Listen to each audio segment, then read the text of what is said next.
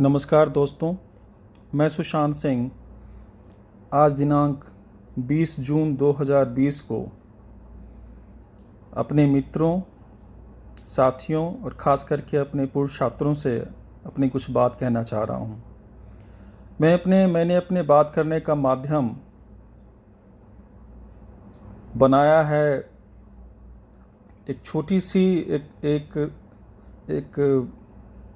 एक सारांश है मेरे जीवन का, एक छोटे से अंश का। वही मैं आप लोगों से साझा करना चाह रहा हूँ। मैंने इसको शीर्षक दिया है, अपना गॉड फादर अर्थात धर्मपिता स्वयं बने और धरती के भगवान से बच के रहें। ये बात मैं स्वर्गीय सुशांत सिंह राजपूत जी के संदर्भ में समर्पित करना चाह रहा हूँ। हम लोग जान रहे हैं कि समय के साथ साथ स्वर्गीय सुशांत सिंह राजपूत जी के व्यक्तित्व के कई आयाम सामने आ रहे हैं। यदि उदाहरण के रूप में देखा जाए तो ये जानकारी प्राप्त हुई कि वे लगभग 100 गरीब बच्चों को नासा भेजना चाहते थे। उन्हें इंजीनियरिंग की पढ़ाई के लिए स्टैनफोर्ड यूनिवर्सिटी से स्कॉलरशिप भी मिला था, परंतु फिल्मों में अपना भविष्य संवारने के लिए उन्होंने उसे त्याग दिया। फिर एक जानकारी प्राप्त हुई कि 2018 के बाढ़ से जूझने हेतु उन्होंने केरला सरकार को 1 करोड़ रुपया दान दिया। उसी वर्ष बाढ़ से जूझने हेतु नागालैंड सरकार को वो स्वयं जा करके लगभग 1.25 करोड़ रुपया दान दे करके आए। ये सारी बातें आज उनके नहीं रहने के बाद सामने आ रही हैं। प्रश्न है कि ये बातें उनके जीवित रहते सामने क्यों नहीं आई, या ये भी संभव है कि ये बातें सामने आई भी होंगी तो शायद मैंने भी औरों की तरह नज़रअंदाज कर दिया होगा। लोग कहते हैं कि दुनिया में अच्छे लोगों की कमी है। मैं कहता हूं कि ये गलत है। अच्छे लोगों की कोई कमी नहीं है। हम उनकी अच्छाइयों को स्वीकार करने की क्षमता नहीं रखते, या फिर समाज के सामने उनकी चर्चा नहीं करते क्योंकि शायद वे अच्छे लोग तथाकथित बड़े लोग नहीं हैं। यूं तो कई लोग हैं जिनका नाम मैं ले सकता हूं जिन्होंने कठिन समय में मेरा साथ दिया, परंतु आज कुछ लोगों की चर्चा करना चाहूँगा जिनके बारे में अधिकांश लोग जो मुझे बहुत अच्छी तरह जानते हैं वो तो निश्चित तौर पे जानते हैं इन लोगों को। फिर भी मैं उनकी चर्चा आज यहाँ करना चाहूँगा। ये उस समय की बात है जब मैं अमेरिका में पीएचडी में नामांकन के लिए जा रहा था, और नामांकन के लिए मुझे सिफारिश पत्र, जिसे रिकमेंडेशन लेटर कहा जाता है, जिसका बहुत ही बड़ा योगदान होता है किसी भी बड़े महाविद्यालय में नामांकन के लिए या बहुत सारी नौकरी प्राप्त करने के लिए। मैं पहला नाम लेना चाहूँगा श्री डॉक्टर बलराम सिंह सर जी का। वे स्नातक के समय वनस्पति विज्ञान के मेरे गुरु थे। मेरी उतनी हैसियत नहीं कि मैं उनके गुणों के बारे में बखान कर सकूं, इसलिए मैं उनके बारे में बहुत कम ही बोलूँगा। मैंने अमेरिका में पीएचडी में नामांकन के लिए सिफारिश पत्र रिकमेंडेशन लेटर लिखने की उनसे गुजारिश की। उन्होंने तुरंत मुझे बुलाया और मैं पटना से मधेपुरा जाकर के उनका आशीर्वाद और सिफारिश पत्र प्राप्त किया। यहाँ मैं ये बता दूँ कि मैं लगभग 1 दशक के बाद उनसे संपर्क कर रहा था। अब आते हैं दूसरे महानुभाव पर, श्री डॉक्टर बिहारी सिंह सर, जो स्नातकोत्तर के समय पर्यावरण विज्ञान के हम लोगों के गुरु थे।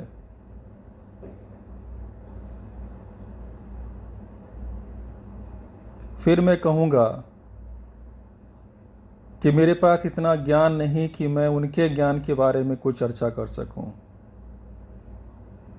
महाविद्यालय में सिफारिश पत्र भेजने के लिए मेरे पास सिर्फ एक दिन का समय रह गया था।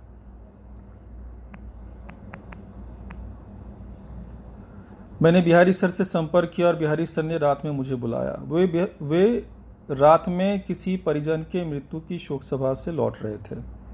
रात का लगभग 10:30 बजा होगा। वहां से लौटने के तुरंत बाद ही उन्होंने अपने पड़ोस के कंप्यूटर की दुकान को खुलवाया और मेरे लिए सिफारिश पत्र, रिकमेंडेशन लेटर तैयार कर हस्ताक्षर कर मुझे दिया। मुझे यकीन नहीं हो रहा था। सबसे महत्वपूर्ण बात, इस पूरी प्रक्रिया में वे एक बार भी नहीं झल्लाए, जबकि वे बहुत ही बुरी तरह से थके हुए थे और भावनात्मक रूप से कमजोर भी थे।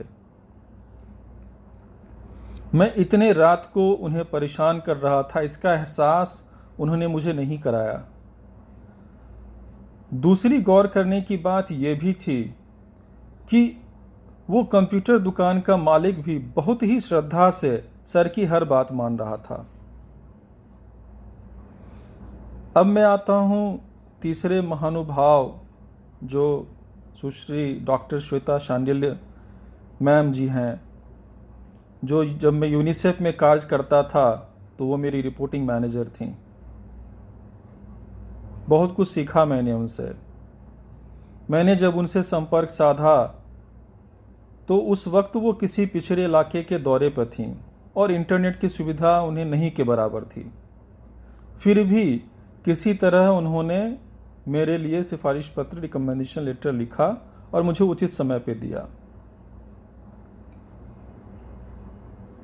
इस पूरी प्रक्रिया में इन तीनों महानुभावों ने मुझे ये एहसास नहीं कराया कि ऐसा कर वो मुझ पे कोई एहसान कर रहे थे, परंतु हकीकत यह है कि उनके द्वारा किया गया ये एक महत्वपूर्ण सहयोग था, जिसकी वजह से मुझे अमेरिका में पीएचडी में नामांकन मिला।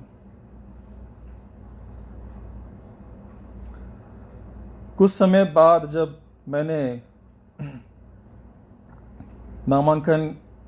अमेरिका में पीएचडी में नामांकन के बाद जब मुझे अमेरिका जाने के लिए रुपयों की आवश्यकता थी,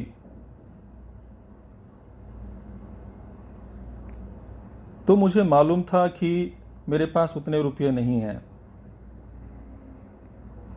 जिस तरह मेरे माता पिता ने हम लोगों को कभी यह एहसास नहीं कराया कि हमें अच्छी शिक्षा और परवरिश के लिए उन्होंने कितने बलिदान दिए, उसी से प्रेरणा पाकर मैं भी अपने जीवन की चुनौतियों का समाधान स्वयं ढूंढने की कोशिश करता था और उन्हें अपनी समस्याओं पर विजय प्राप्त करने के बाद ही बताता था। मैंने अपने माता पिता को जितना बताया, उन्होंने यथासंभव अपना सहयोग किया। उन्हें उतना ही पता था जितना मैंने बताया था, बाकी आप लोग समझ गए होंगे। फिर मैंने अपने कुछ दोस्तों से बात की। मेरा दोस्त रणवीर सिंह, रणवीर मेरा बचपन का दोस्त है। हम लोग कभी एक साथ किसी स्कूल या कॉलेज में नहीं पढ़े, फिर भी हम लोग गहरे मित्र रहे हैं। मैंने अपनी आर्थिक ज़रूरत उसे बताई। उसे 3 माह का बकाया वेतन मिलने वाला था और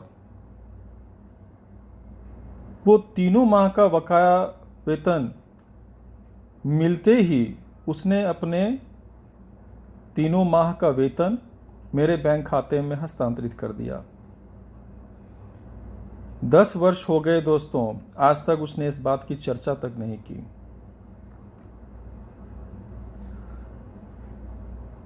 दूसरा नाम है आनंद गौतम, जिसे प्यार से हम लोग मन्नू कहते हैं, और उनकी पत्नी जीवन संगिनी शिखा झा, मेरी आदरणीय भाभी। मन्नू एक अनोखा दोस्त रहा है, जो ना तो साथ में कभी पढ़ा, न ज़्यादा वक्त हम लोगों ने साथ में बिताया होगा, फिर भी एक ऐसा रिश्ता जो आशीर्वाद की तरह प्राप्त हुआ। अमेरिका जाने के समय मैंने उसे भी अपनी आर्थिक ज़रूरत से अवगत कराया।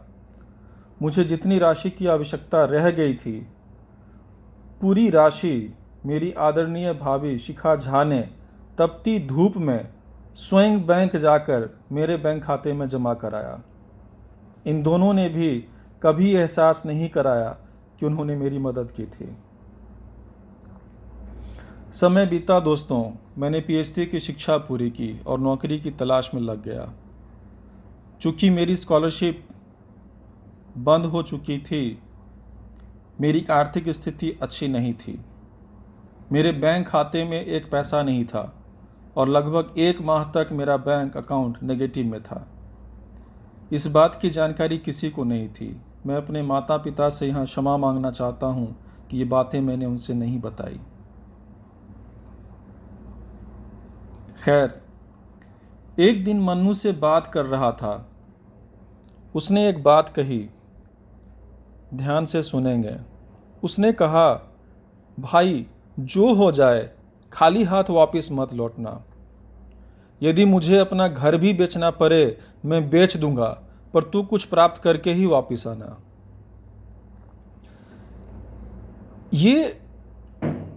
ये बात ऐसी है जिसे कहने के लिए पता नहीं, मैं कुछ टिप्पणी नहीं कर सकता, परंतु उसकी ये बात मैं जीवन भर नहीं भूल सकता।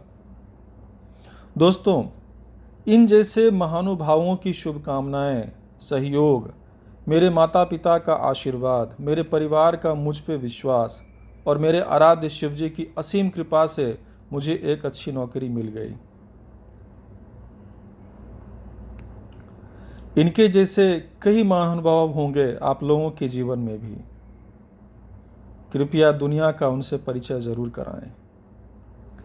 स्वर्गीय सुशांत सिंह राजपूत ने गुप्त दान कर अपने बड़प्पन का परिचय दिया, परंतु उनके बड़प्पन को समय रहते शायद उचित सराहना नहीं मिली। मुझे उम्मीद है कि मेरी बात आप लोग समझ रहे होंगे कि मैं क्या कहना चाहता हूं। अब अंत में कुछ बातें मैं अपने पूर्व छात्राओं से कहना चाहूँगा। मुझे आप लोगों की प्रतिभा पे पूरा विश्वास है।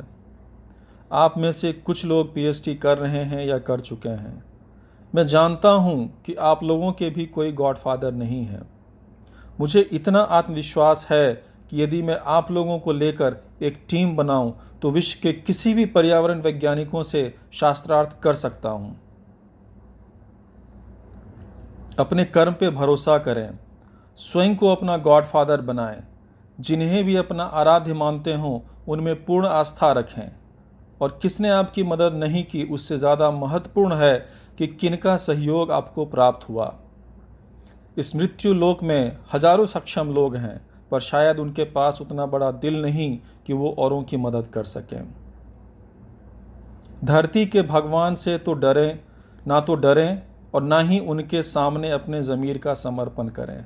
मैं फिर ये बात दोहराता हूँ, धरती के भगवान से ना तो डरें और ना ही उनके सामने अपने ज़मीर का समर्पण करें।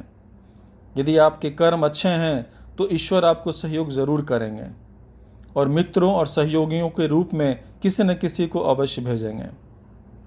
जीवन में सत्कर्म पे चलते हुए कभी घबरा जाएं और खुद को हारता हुआ महसूस करें तो याद रखें, आपका ये सुशांत सर हमेशा आपके साथ होगा। परंतु एक बात हमेशा ध्यान में रखें कि आपको अपनी लड़ाई स्वयं लड़नी होगी। हाँ, इस बात का भरोसा रखें कि इस लड़ाई में मैं आपको ना तो गिरने दूंगा और ना ही टूटने दूंगा। सत्कर्म करना और उस राह पे चलना कठिन है, परंतु असंभव नहीं। यदि इस राह पे चलने की ठान ली हो तो योद्धा बनकर चलें, विजय सुनिश्चित होगी। अंत में मेरी बात को सुनने के लिए आप सभी का धन्यवाद। और मैं अपने आप को भाग्यशाली मानता हूँ कि मेरे जीवन में ऐसे लोग आए जिनको मैं जीवन के अंतिम सांस तक कभी नहीं भूल सकता। और मैं जिन जिन से मिलता हूँ मिलूँगा, मैं उन सब को इन लोगों की बात बताऊँगा, ताकि उनको एहसास हो कि समाज में अच्छे लोग भी होते हैं। धन्यवाद। जय हिंद, जय भारत।